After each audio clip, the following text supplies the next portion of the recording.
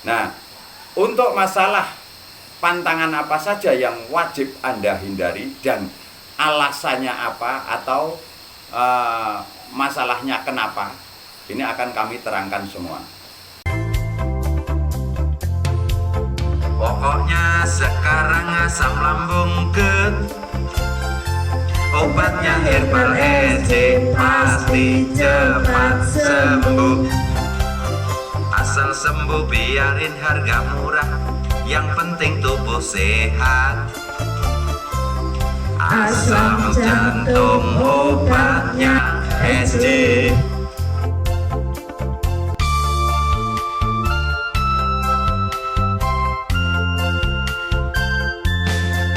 Rajanya asam lambung, yang pasti herbal SC.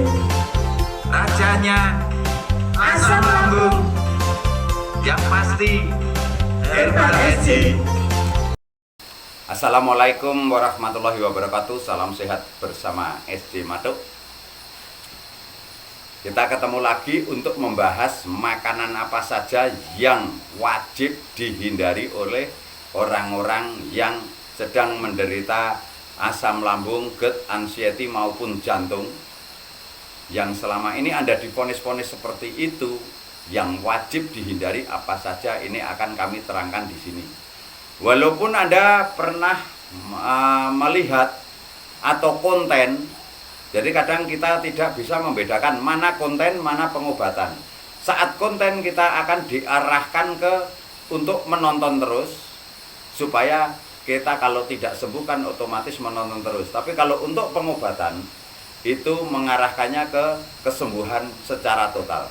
Karena tidak ada penyakit asam lambung GERD atau MAH atau jantung bisa sembuh tanpa obat, mustahil. Jadi kita harus bisa membedakan mana konten, mana pengobatan. Nah, untuk masalah pantangan apa saja yang wajib Anda hindari dan alasannya apa atau masalahnya kenapa, ini akan kami terangkan semua. Yang pertama, selalu kami sampaikan pisang.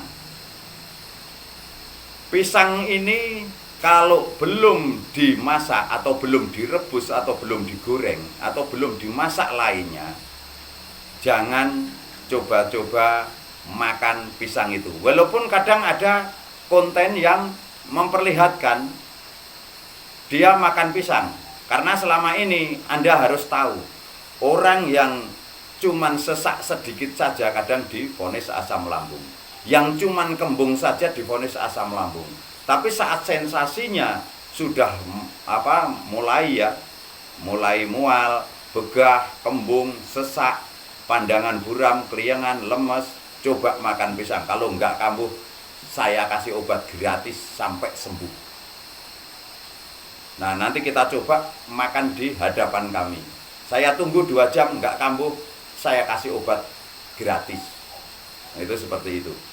Nah, kalau sudah pisang itu yang dimasak silahkan makan. Yang belum dimasak, ini yang kami arahkan harus wajib dipantang.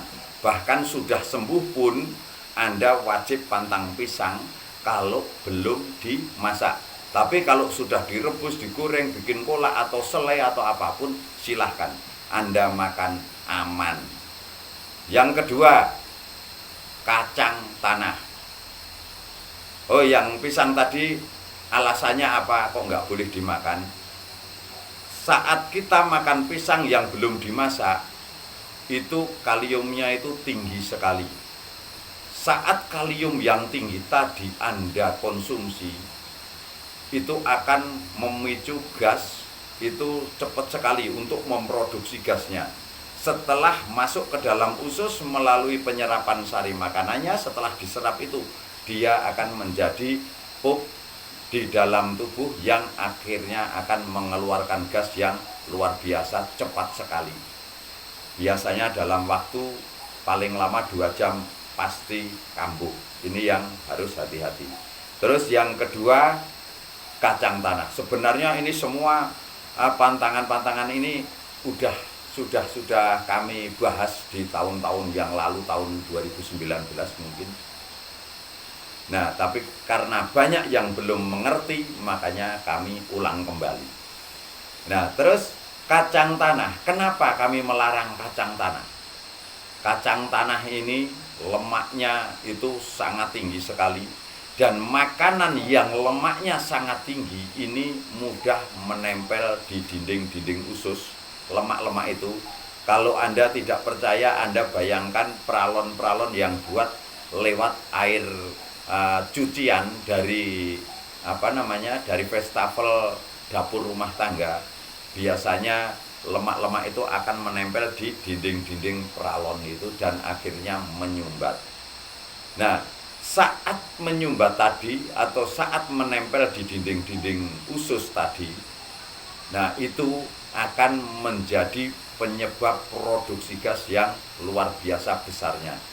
Makanya orang yang makan kacang dalam segala bentuk, mau selai, mau sambal kacang, mau sambal pecel atau lainnya, kalau dari kacang tanah biasanya lemaknya akan menempel semua di dinding-dinding lambung dan usus, dan itu akan menyebabkan gas, tapi waktunya biasanya bisa 1 hari atau 1 hari 1 malam baru kita akan merasakan kambuh itu seperti itu, atau rasanya langsung tambah begah, tambah kembung, tambah tidak nyaman.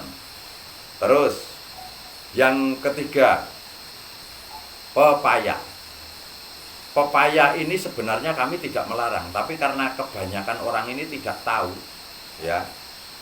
Orang ini tidak tahu saat kita beli pepaya di pasar, Anda itu melihat cara pemetikannya. Biasanya yang di pasar itu pepaya itu kan masih mentah. Nah, mentah masuk ke truk, pas dikirim itu sekalian dikasih karbit. Saat sampai di pasar itu biasanya pepaya itu warnanya akan menguning semua. Termasuk pisang juga itu banyak yang sebenarnya pisang muda tapi dikasih karbit, akhirnya saat sampai di pasar itu dalam waktu 1 malam langsung berubah warna kuning, tapi dalamnya belum matang sempurna. Nah, saat pepaya yang belum matang sempurna itu masih banyak getahnya. Nah, getahnya itu saat kita makan pepaya yang seperti itu biasanya juga akan memicu lambung ini rasanya tambah begah, tambah mual, karena pepaya itu sifatnya dingin. Nah, setelah dingin di lambung, mulai tambah dari getahnya itu akan mengeluarkan gas yang lumayan besar, maka Anda pasti kambuh. Terus masalah yang keempat, masakan yang banyak mengandung kemiri. Kemiri ini lemaknya juga tinggi sekali, makanya biasanya buat bumbu masak itu supaya kentalnya itu bagus. Tapi kalau santan itu aman. Santan itu lemaknya sedikit, dia banyak kadar airnya daripada kadar lemaknya. Tapi untuk masakan dia hanya untuk membuat makanan menjadi gurih saja. Tapi lemaknya tidak sebanyak kemiri atau kacang tanah. Ini yang harus Anda hindari. Jadi kalau Anda makan makanan yang banyak mengandung kemiri, itu ciri-cirinya kuahnya kental, di atas itu mengental sekali. Nah, Anda bisa tetap makan tapi ngambil kuah yang bawahnya, kuah beningnya, jangan yang bercampur yang paling atas itu. Memang paling nikmat yang atas itu, karena memang kemiri ini juga membuat nikmat, gurih. Masakan menjadi gurih, jadi enak. Tapi untuk orang yang sedang sakit asam lambung, GERD, MAH atau jantung, tolong hindari dulu. Dan nanti kalau sudah sembuh, semua boleh makan. Kita menghindari hanya pada saat sakit saja. Terus makanan pedas, makanan gorengan, daging, tepung-tepungan boleh dimakan. Kenapa kami bilang boleh dimakan? Anda lihat di Eropa, Amerika, Arab Saudi itu nggak ada beras. Orang asam lambung ya makanannya kalau nggak roti ya tepung-tepungan, semua jenis-jenis mie atau jenis kebab atau apapun. Dia mau asam lambung atau tidak, makanannya itu karena memang tidak ada beras di sana. Umpama ada itu sedikit sekali dan hanya beberapa orang saja yang menyukai beras di wilayah Eropa, Amerika atau Arab Saudi itu. Nah itu di sana nggak apa-apa. Yang kena asam lambung ya makanannya tetap itu nggak apa-apa, nggak dilarang. Kalau nggak dilarang, kalau umpama dilarang di sana nggak bisa makan, cuman makan daun-daunan. Nah kenapa kami mengizinkan seperti pedas, daging, tepung apapun? Karena masalah sebenarnya Anda semua itu jarang sekali yang terjadinya di lambung. Makanya saat Anda minum obat lambung, berbagai macam semahal apapun obatnya, kenapa tidak sembuh? Karena kebanyakan masalah Anda bukan di lambungnya. Tapi obat kami tetap namanya obat untuk asam lambung GERD. Kenapa? Karena selama ini orang tahunya itu asam lambung atau GERD itu sendiri. Jadi ya, semua yang masih setia mengikuti arahan kami, nah itu Anda bisa konsultasikan langsung gratis dengan kami atau langsung dengan agen-agen kami. Karena itu semua agen-agen kami itu semuanya mantan asam lambung yang sudah sembuh. Makanya beliau karena merasakan kesembuhan akhirnya mau menjadi agen-agen kami. Dia tertarik, dia senang karena dengan kesembuhannya itu sendiri. Nah terus kalau sudah pantang itu semua, insya Allah Anda juga akan merasakan mulai nyaman. Tapi terus terang, semua penyakit asam lambung, GERD, emah ya. Nah kalau anxiety itu bawaan karena kita sakit, timbullah kita rasa cemas karena memang rasanya seperti mau mati, timbul rasa ketakutan, timbul rasa was-was. Itu semua kalau kita sudah terserang di energi empedunya. Kalau energi empedunya sudah terserang, kita akan timbul was-was, rasa takut, takut keramaian, itu akan muncul dengan sendirinya otomatis. Nah, kalau kita ngobati anxiety-nya, ya kita tidak bisa sembuh. Contohnya banyak sekali yang dikasih obat sakit jiwa.